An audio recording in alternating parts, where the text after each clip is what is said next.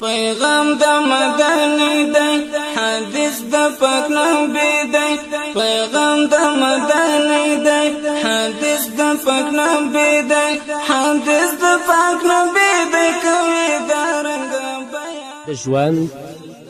لار زمنګ د نن ورځې د خپرونې موضوع بیا هم د آخرت ویره. بسم الله الرحمن الرحيم. الحمد لله رب العالمين حمد الشاكرين. الصلاة والسلام على سيد الأنبياء والمرسلين سيدنا ونبينا وشفيعنا ومولانا محمد وعلى آله وأصحابه الطيبين الطاهرين. قدرمنو اوریدونکو د ژوند د لارې د خپرونې مینوالو السلام علیکم ورحمة الله وبرکاته. ستاسو روغتیا او خوشحالي د پاک رب نه غواړم په دې هیله چې د صحت او عافیت جامې پر تن ولرئ او خوشحالي مو په برخه وي. دا دی زه محمد یاسین فهیم د ژوند د لارې د خپرونې په وړاندې کولو کې ستاسو په خدمت کې یم. زموږ د نن ورځې د خپرونې موضوع بیا هم د آخرت ویره. درنو اوریدونکو، حضرت ابوذر غفاري رضی الله تعالی عنه د هغو خاصو اصحابو له ډلې څخه و چې د نبوت په دربار کې خاص مقام او ځای درلود. په اصحابو کې دوه ډوله خلک و. یو هغه چې دنیا یې د کمال په حد کې په لاس راوړې وه، او دوهم هغه خلک چې دنیا یې حقیره ګڼلې وه او د آخرت په نعمتونو یې قناعت کړی و. حضرت ابوذر غفاري رضی الله تعالی عنه له دوهمې ډلې څخه و چې دنیا یې حقیره ګڼلې وه او د آخرت په نعمتونو یې قناعت کړی و. هغه په زهد، تقوا، توکل، قناعت، حق ویلو او زړورتیا کې په ټولو صحابهو کې بې جوړې و. د آخرت فکر هغه له دنیا څخه بلکل بې نیازه کړی و، او دا هغه وخت و چې د کسرا او قیصر د خزانو بارونه دارالخلافت ته را روان و. په هر ځای کې قصرونه او ماڼۍ جوړېدلې، د عیش او آرام سامانونه به پکې و، خو هیڅ شي هم د دې آخرت خوښوونکي او د الله رب العزت د رضا غوښتونکي نظر د ځان په لور ونه ګرځولی شو. د سرو زرو او جواهرو ډیری به ورته د کوډړو څخه زیات ارزښت نه درلود. هیڅکله یې مال راغونډ نه که، له اړتیا څخه به یې چې څه شی زیات پاتې شول په هماغه وخت کې به یې مصرف کړل. د حضرت ابوذر غفاري رضی الله تعالی عنه نظر د نقد مال د راټولولو په مسئله کې ډیر سخت و، او اکثر به یې فرمایل که څوک سره او سپین زر په خزانو او سیفونو کې ساتي، په حقیقت کې د اور سکروټې ساتي. حضرت ابوذر غفاري رضی الله تعالی عنه ساده او د غریبي ژوند درلود. بې له هغو څو شیانو څخه چې د یو روح لرونکي او ژوندي انسان ژوند بې له هغو څخه امکان نه لري، نور هیڅ سامان یې نه ساته. یو ځلې ابو مروان هغه ولید چې وړین څادر یې له ځانه تاو کړی او لمونځ یې کوه، نو پوښتنه یې ورڅخه وکړه چې ابوذره له تا سره بې له همدې څادر څخه نورې ټوټې نشته؟ ابوذر رضی الله تعالی عنه په ځواب کې ورته وویلې که چیرې نورې ټوټې را سره وی نو تا به نه لیدلې؟ ابو مروان ورته وویلې څو ورځې وړاندې له تا سره دوه ټوټې وې. حضرت ابوذر رضی الله تعالی عنه ورته وفرمایل هو را سره وې، خو هغه مې له خپل ځان څخه زیاتو اړو کسانو ته ورکړې. ابو مروان ورته وویل ته له خپله له هغو څخه ډیر اړ وې. ده ورته وفرمایل الله رب العزت دې تا وبخي، ته دنیا ډیرول غواړې، ته نه وینې چې یو څادر مې اغوستی دی، دویم مې د جومات لپاره دی، له ما سره څه وزې دي چې د هغو شیدې څکم، یو څو کچرې دي چې د بار وړلو لپاره کار ورڅخه اخلم، یو مزدور ډوډۍ راته پخوي، له دې څخه زیات نور کوم نعمتونه په کار دي. دا ټول د څه لپاره درنو اوریدونکو؟ د دې لپاره چې د حضرت ابوذر غفاري رضی الله تعالی عنه په زړه کې د آخرت ویره پرته وه. د الله نه ویرېده او د دې نه ویرېده که زه په دنیا کې د عیش او د عشرت ژوند تیر کم، په آخرت کې به الله رب العزت زما نه سخته پوښتنه کوي. نو د هغه سوال او د ځواب له ویرې نه حضرت ابوذر غفاري ساده او د غریبي ژوند غوره کړی و. د دنیا عیش او عشرت یې نه غوښته، د دنیا په محدود ژوند باندې ابوذر غفاري نه دوکه کېده. یو ځل ابوذر غفاري رضی الله تعالی عنه له محمد رسول الله صلی الله علیه وسلم څخه د امیر کېدو غوښتنه وکړه. رسول الله صلی الله علیه وسلم ورته وفرمیل ته کمزوری او امارات د امانت داسې پیټی دی که د هغه حقوق په ځای نه کړې په آخرت کې د دې له امله له رسوایي څخه بل څه نشته. امارات داسې امانت دی که د هغه حقوق په ځای نه کړې په آخرت کې د دې له امله له رسوایي څخه بل څه نشته. له دې خبرې څخه وروسته حضرت ابوذر غفاري رضی الله تعالی عنه هیڅکله هم د امارت هیله ونه کړه او تل یې آخرت په دنیا مخکې کوه. محمد رسول الله صلی الله علیه وسلم چې د ابوذر رضی الله تعالی عنه غریبي او فقیرانه ژوند ولید وی فرمایل زما په امت کې د ابوذر تقوا د عیسی ابن مریم په شان ده.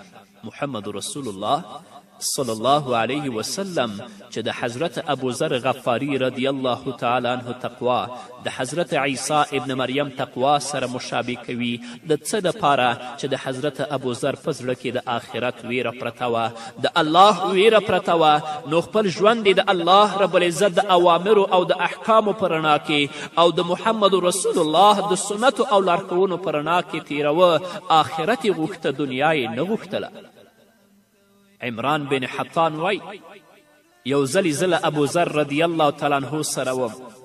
هغه په جومات کې یوازې ناست و. ما ورته ویلې ای ابوذر رضی الله عنه ولې یوازې ناست یې؟ هغه راته وویلې ما له محمد رسول الله صلی الله علیه وسلم نه اورېدلی دي چې یوازېتوب له خراب ملګري څخه ډیر ښه دی. نو تاسو هم درنو اورېدونکو که یوازې ګرځئ د دې لپاره چې ځان د خراب ملګري نه وساتئ، دا یوازېتوب تاسو لپاره ډیر غوره دی لکه څنګه چې د محمد رسول الله وینا ده. او ابوذر رضی الله تعالی عنه عمران بن حطان ته وایي. حضرت ابوذر رضی الله تعالی عنه ډیر د نرم زړه خاوند و. د رسول الله صلی الله علیه وسلم له رحلت څخه وروسته به چې کله هغه د رسول الله صلی الله علیه وسلم نوم یاد که نو د اوښکو دریاب به یې له سترګو جاري شو، ځکه د محمد رسول الله صلی الله علیه وسلم مینه د هغه په زړه کې پرته وه. احناف بن قیس وایي چې ما په بیت المقدس کې یو سړی ولید چې په دوامدار ډول سجدې کولې او زما په زړه باندې خاص اثر وشو. کله چې زه بیرته راوګرځېدم نو پوښتنه مې ورڅخه وکړه آیا تاسو ویلی شئ چې ما څو رکعته لمونځ وکړ؟ هغه راته وویل که زه نه پوهیږم الله رب العزت حتمی پوهیږي. او وروسته یې وویل زما دوست ابوالقاسم محمد رسول الله ما ته وویل. یوازې دومره یې وویل او په ژړا شو.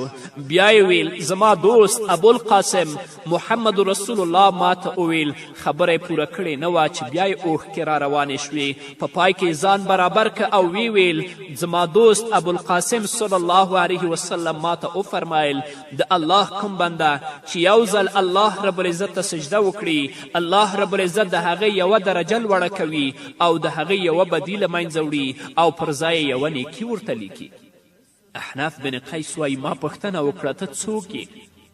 وی فرمایل ابوذر د محمد رسول الله صحابي. دا مې چې واورېدل په خپلې ګناه باندې ډیر پښیمانه شوم چې ما ولې د ده نه داسې پوښتنه وکړه. د محمد رسول الله صلی الله علیه وسلم د اصحابو مبارکه زمانه وه. ابوذر رضی الله تعالی عنه په یو ران ځای او کنډواله کې استوګنه غوره کړې وه. یو بزرګ د هغه لیدلو ته ورغی او د هغه میرمنې ډیره ستړې ولیدله. حضرت ابوذر رضی الله تعالی عنه د خپلې ښځې په لور اشاره وکړه او وی فرمایل دې ښځې ته وګوره دا ما ته وایي چې عراق ته ولاړ شه. که زه عراق ته ولاړ شم نو د عراق خلک به ما ته دنیا راوړاندې کړي په داسې حال کې چې زما حبیب محمد رسول الله ما ته فرمایلی دي چې د دوزخ د پول مخې ته د قدم ایښودلو په اندازه لاره ده او تاسې ټول به له هغې تیریږئ. د رسول الله صلی الله علیه وسلم دا ارشاد مې په نظر کې نیولی. آیا دا ضروري نه ده چې پیټی او بار مو سپک وي؟ ګورئ درنو اوریدونکو فقیرانه ژوند کوي د غریبي ژوند کوي په یو کنډواله کې ژوند کوي د دې لپاره چې الله رب العزت په آخرت کې د هغه سره سخت حساب ونه کړي الله رب العزت دې زموږ او ستاسو په حال باندې ورحمیږي چې د آخرت په ورځ به موږ الله رب العزت ته څه ځواب وایو الله دې موږ ته توفیق راکړي چې خپل ژوند د الله رب العزت د کلام په رڼا کې د محمد رسول الله صلی الله علیه وسلم د سنتو او لارښوونو په رڼا کې تیر کړو تر څو رب العزت هغه سخته ورځ په موږ او تاسو باندې آسانه کړي همدارنګه حضرت عبدالله ابن زبیر رضی الله تعالی عنه د ام المؤمنین حضرت عایشې رضی الله تعالی عنها خوریه و او د حضرت عایشې رضی الله تعالی عنها په غیږ کې رالوی شوی او روزل شوی و د ډیرو فضیلتونو او لوړو مرتبو خاوند صحابي و هغه دومره حق پاله و چې د امیر معاویه د شان او شوکت او ویرې سره سره ده هم د حضرت امام حسین په شان یزید د هغه ځایناستی ونه منه او د امام حسین رضی الله تعالی عنه له شهادت وروسته یې په خپله د خلافت جنډه پورته کړه او په عربو کې خپل خلافت ټینګ که وروسته د حق په همدې لاره کې شهید شو د دومره شجاعت او زړورتیا سره سره بیا هم الله رب العزت څخه د ویرې او د زړه د نرموالي دا حال و چې کله دا آیت نازل شو انک میت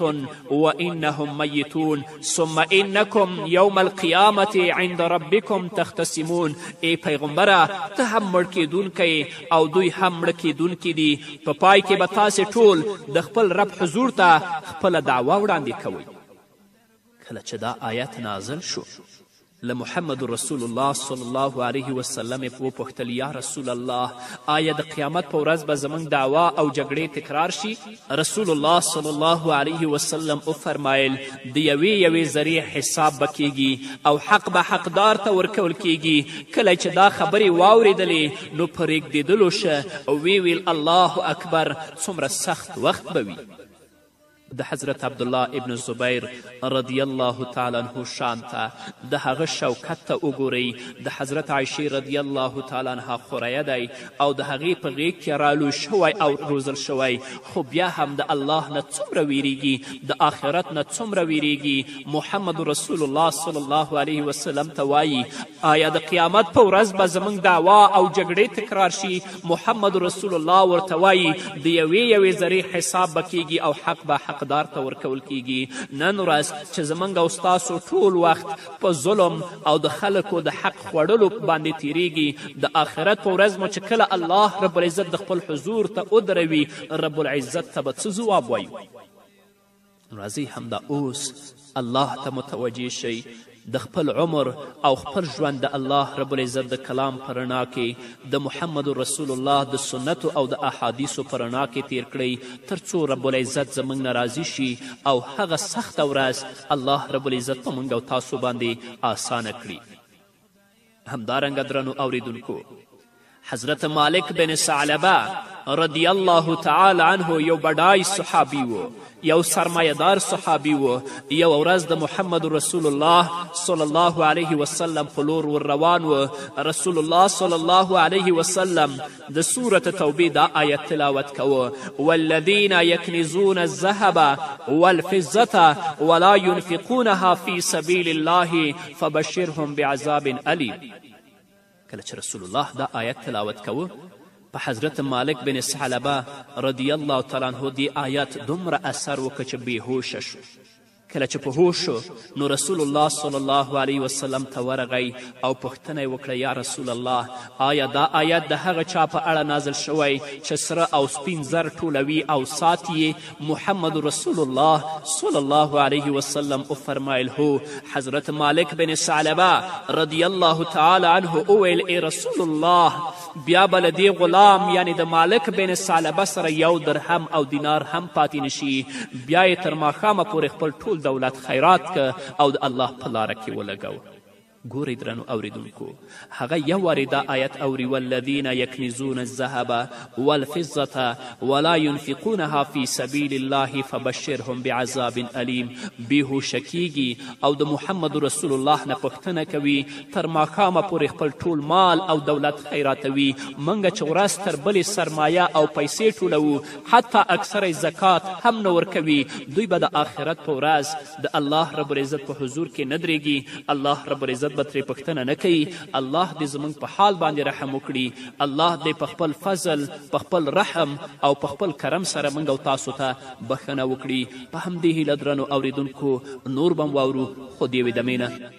ویل ستا لارښود چې راز زما په امت کې په لاس راکمه خلک چې شي مړه په دلالت کې په لاس راکمه خلک چې شي مړه په دلالت کې خدای جنت نه ورکوي چې توبې ونه باسي خدای جنت نه ورکوي چې توبې ونه باسي بغیر د توبې مغفرت نکړي سبحان جنت ته به داخل نشي لس قسمه انسانان جنت ته به داخل نشي لس قسمه انسانان پیغام د مدني دی حدیث د پاک نبی دی پیغام د مدني دی حدیث د پاک نبی دی حدیث د پاک نبی دی کوي دا رنګ بیان جنت ته به داخل نشي لس قسمه انسانان جنت ته به داخل نشي لس قسمه انسانان درنو اوریدونکو بیا هم زموږ سلامونه ومنئ همدارنګې حضرت عمیر بن سعد رضی الله تعالی عنه د الله رب العزت او د آخرت څخه ډیر ویریدونکی صحابي و حضرت عمر رضی الله تعالی عنه عمیر بن سعد رضی الله تعالی عنه د زکات په راټولولو باندې مامور که او ویلېږه هغه حمص ته ولاړه او هلته یو کال ورباندې تیر شو خو هغه د خپل ځان په باره کې د خلافت دربار ته هیڅ ډول خبر ورنه که په پای کې امیر المؤمنین حضرت عمر رضی الله تعالی عنه هغه ته خط ولیکه او ټینګار یې وکړه چې تر اوسه پورې څومره مال راغونډ شوی وي له خپل ځان سره یې مدینې منورې ته راوړه حضرت عمیر بن سعد رضی الله تعالی عنه د لارې توښه په کڅوړه کې واچوله او په اوږه یې کړه په لاس کې خپله لکړه ونیوله او پیاده د مدینې په لورې حرکت وکړ کله چې مدینې منورې ته ورسید په داسې حالت کې و چې ویښتان یې اوږده شوي وه مخ یې په دوړو او خاورو پټ و د بدن رنګ یې بدل شوی و حضرت عمر رضی الله تعالی عنه پوښتنه وکړه ته په څه حال یې حضرت عمیر بن سعد رضی الله تعالی عنه ځواب ورکه امیر المؤمنین ګورې چې بلکل ښه یم او ټوله دنیا له ځان سره راکاږم حضرت عمر رضی الله تعالی عنه ورته وفرمیل آخر له تا سره څه دي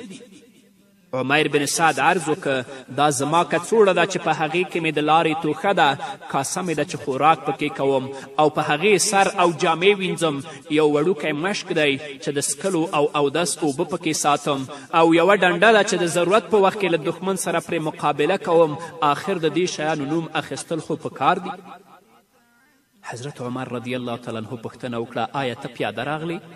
عمیر بن سعد عرض وکړه هو عمر رضی الله تعالی عنه وفرمیل هلته داسې هیڅوک نه و چې ستا لپاره سورلي برابره کړې وی هغه وویل نه ما چاته سوال وکړه او نه هغوی سورلي برابره کړه حضرت عمر رضی الله تعالی عنه وفرمیل له هغو مسلمانانو څخه چې ته راغلی یې څومره خراب خلک دي حضرت عمیر بن سعد رضی الله تعالی عنه ورته ویل امیر المؤمنین له الله څخه وویرېږه هغه تاسې د مسلمانانو له غیبت څخه منع کړي یاستئ هغه خلک مسلمانان دي ما هغوی په لمونځ کولو لیدلی دي حضرت عمر رضی الله تعالی عنه پوښتنه وکړه تا ته معلومه ده چې ته ما چیرته او د څه لپاره لیږلی وي عمیر بن سعد ځواب ورکړه تاسې چې زه چیرته لیږلی وم هلته ولاړم د هغه ځای نیک خلک مې راټول کړل او د حاصلاتو د عشر او د زکات راټولولو لپاره مې وګمارل هغوی به چې څه راوړل هغه به مې په اړو کسانو وویشل که چیرې تاسې هم د هغې مستحق وی نو تاسو ته مې هم راوړل حضرت عمر رضی الله تعالی عنه د هغه له ځواب څخه ډیر خوښ او وی غوښتل چې دی په همدې دندې باندې پاتې شي، خو هغه د آخرت د سوال او ځواب له ویرې د دې دندې منلو ته تیار نه شو.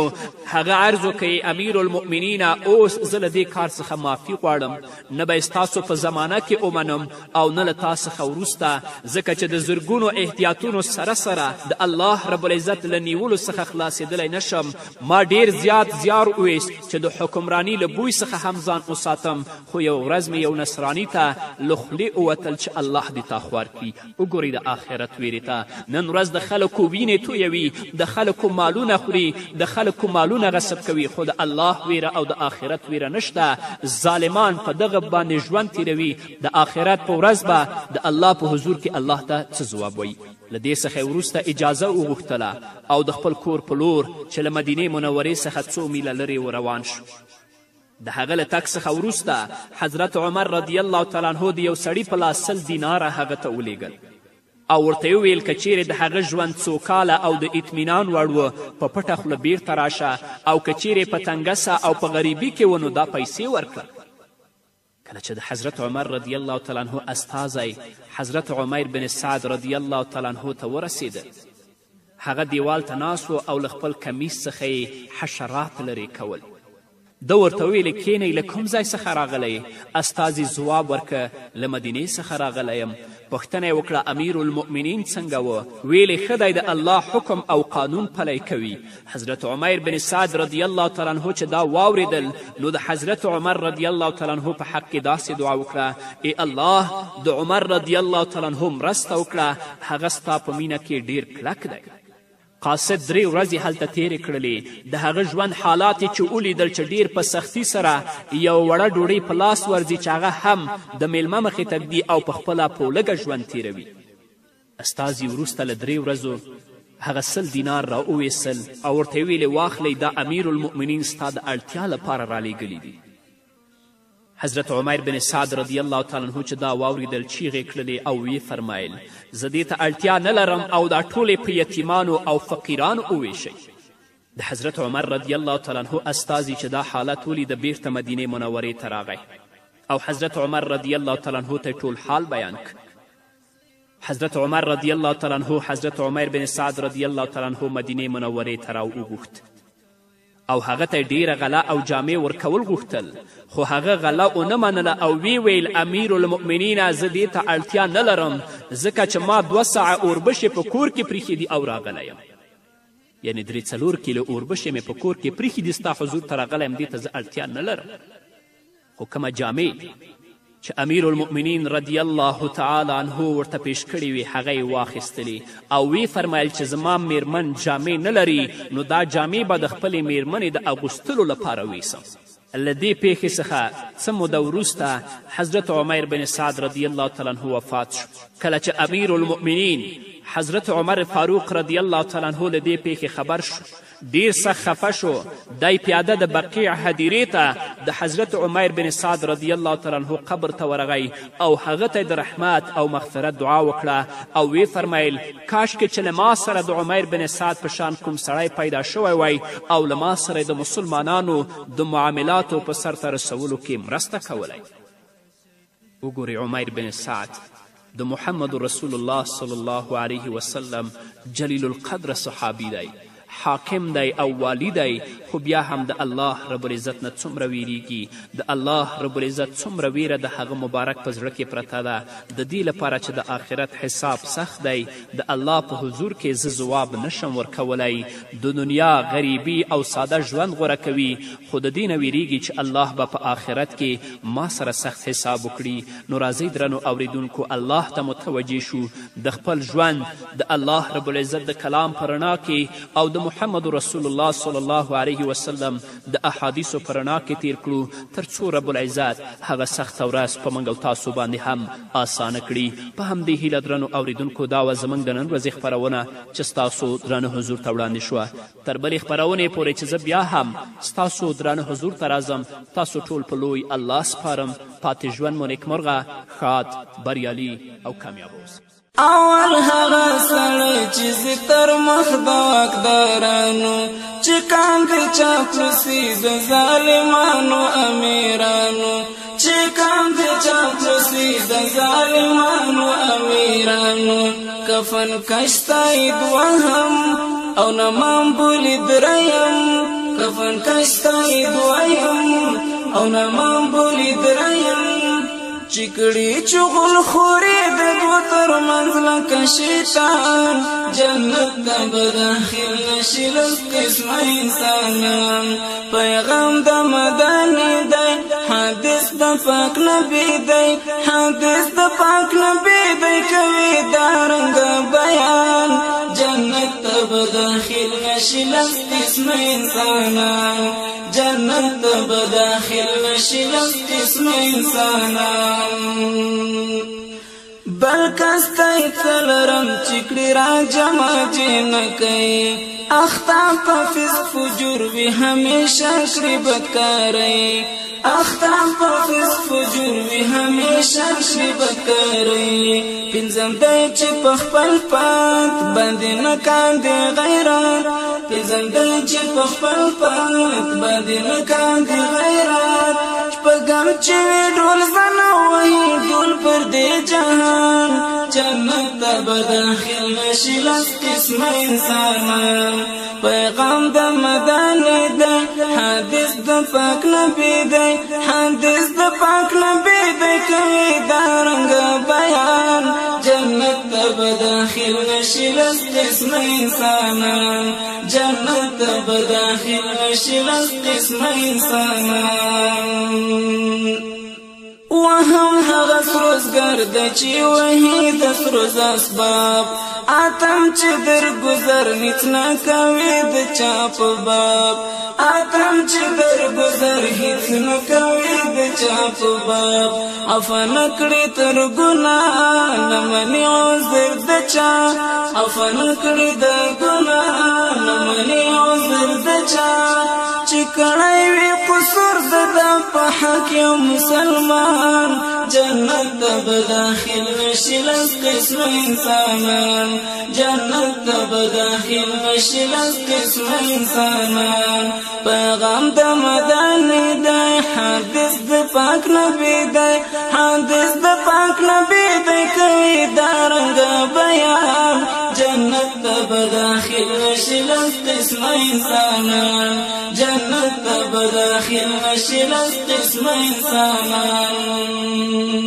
نهم هغه انسان چې پیدا شوی لزیناوي بناز پر لویه لار په غیبتونو مبتلا وي بناز پر لویه لار په غیبتونو مبتلا وي لسمعک دی په شمار ازاري د مور او پلار لسمعک دی په شمار ازاري د مور او پلار نه حق زوروي چې والدین د لوی عصیان جنت ته بداخل نشي لس قسم انسانان پیغام د مدنی دی حدیث د پاک نبی دی حدیث د پاک نبی دی کوي دارنګ بیان جنت ته بداخل نشي لس قسم انسانان جنت ته بداخل نشي لس قسم انسانان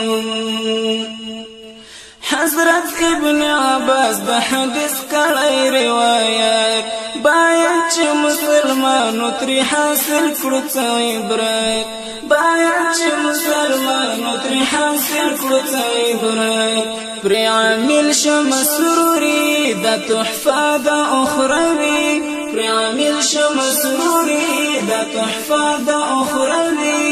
نور هم کړه مستفید لداسې ګټو مومنان جنت ته بداخل نشي لس قسم انسانان پیغام د مدنی دی حدیث د پاک نبی دی حدیث د پاک نبی دی کوي دارنګ بیان جنت ته بداخل نشي لس قسم انسانان جنت ته بداخل نشي لس قسم انسانان جنت ته بداخل نشي لس